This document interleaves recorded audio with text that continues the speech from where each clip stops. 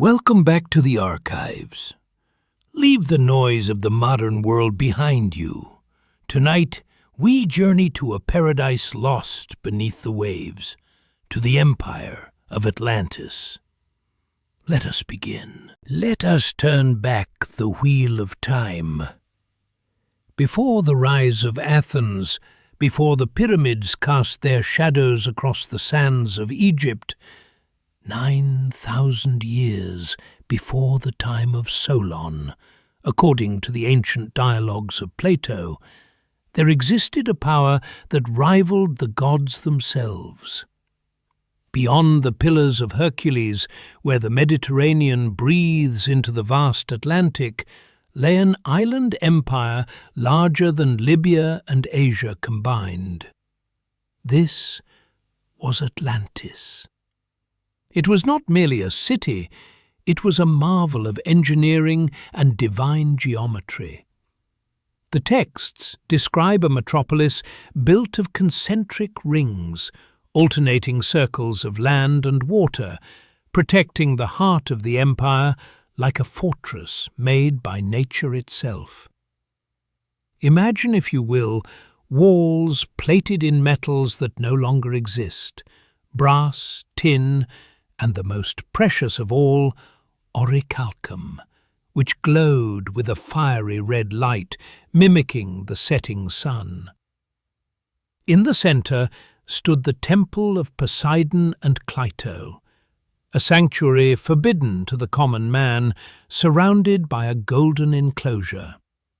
Here, the 10 kings of Atlantis would gather, not as tyrants, but as wise rulers, governed by absolute law.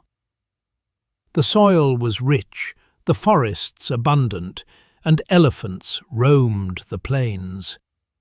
It was a civilization at its zenith, a utopia where wealth was not a source of corruption, but a tool for beauty. They possessed a technology of spirit and stone that the modern world has arguably yet to recover. But silence is often the loudest warning. But to understand their fall, we must first understand their laws. In the center of the island stood a pillar of Orichalcum, inscribed with the edicts of Poseidon. Every 5th and 6th year, the 10 kings would gather here, alone in the darkness of the temple, to pass judgment. Plato describes a ritual that chills the modern soul. They would hunt bulls within the sacred precinct, without weapons of iron, using only staves and nooses.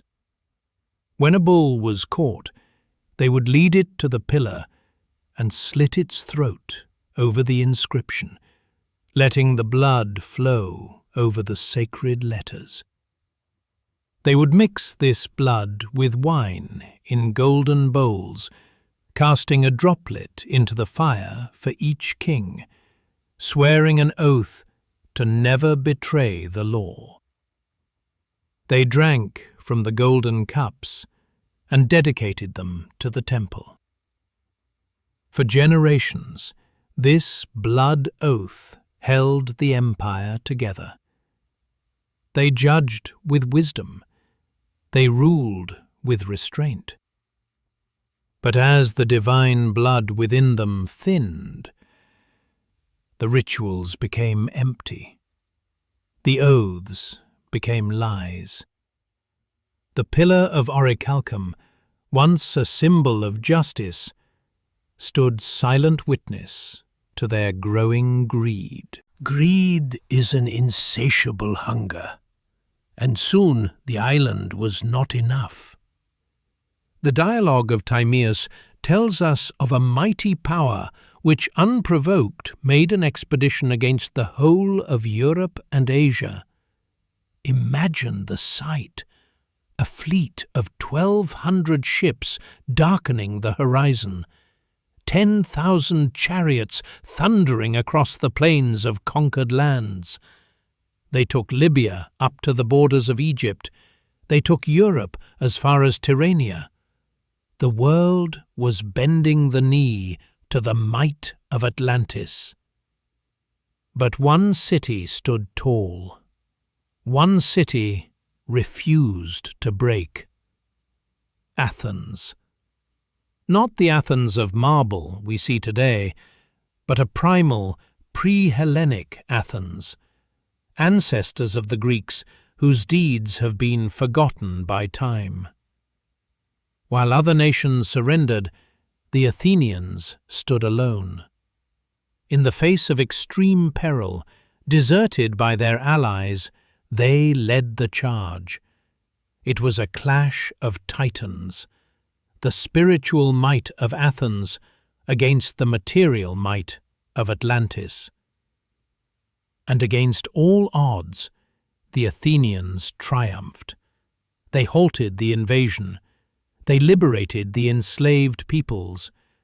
They proved that stone walls and gold are no match for the spirit of a free people. But victory was short-lived, for the gods had grown weary of this war. It began with tremors, subtle at first, shaking the golden cups on the tables of the kings. Then the sky turned a colour never seen before. The punishment did not distinguish between the victor and the vanquished. The text reads, "There occurred violent earthquakes and floods." Imagine the terror. The ground beneath the brave Athenian warriors split open, swallowing them whole into the earth. And simultaneously, the great island of Atlantis began to groan. The sea, which they had ruled for so long, turned against them.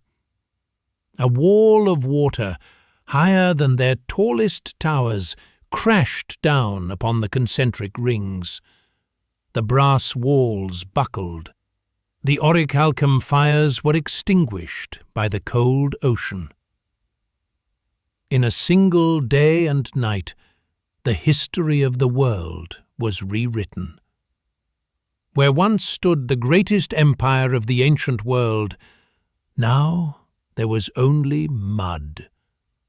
Thick, impenetrable shoals of mud that made the ocean unnavigable for centuries.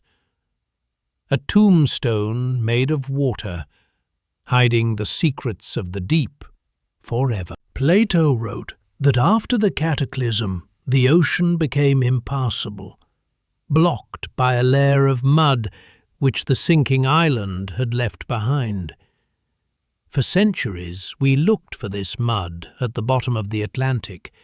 We searched for a sunken city in the deep. But what if we were looking at the wrong map? Shift your gaze to northwest Africa, to the scorching sands of Mauritania. Here lies a geological anomaly that defies explanation. The Richat Structure, also known as the Eye of the Sahara. Look closely at its shape. It is not a crater. It is a series of concentric circles, 3 rings of water, 2 of land. Its diameter? Exactly as Plato described. To the north, mountains. To the south, a path opening to the sea.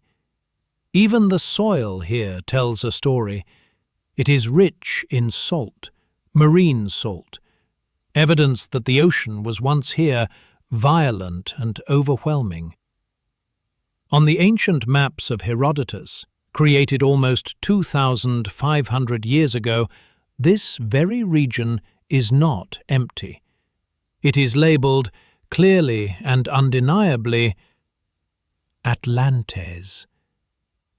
Did the city truly sink, or did the water simply recede, leaving the bones of the empire to be bleached by the sun? Perhaps Atlantis is not lost. Perhaps it is hiding in plain sight. Whether it lies beneath the waves or beneath the sands, the physical location of Atlantis is perhaps the least important part of the story. The true value of Atlantis is the mirror it holds up to us. As Graham Hancock once said, "We are a species with amnesia. We have forgotten our past. We have forgotten that civilization is fragile. We build our towers of glass and steel. We believe our technology makes us invincible. We believe we have conquered nature. But the Atlanteans believed the same. Their story is a whisper across time, a warning that hubris, that arrogance, is the precursor to the fall. No empire is eternal. No stone stands forever against the tide. So tonight, as you drift into sleep, remember the Golden City, not with fear, but with humility. The ocean is calm now. The silence has returned. Sleep well, travellers of the forgotten chronicles. Goodbye.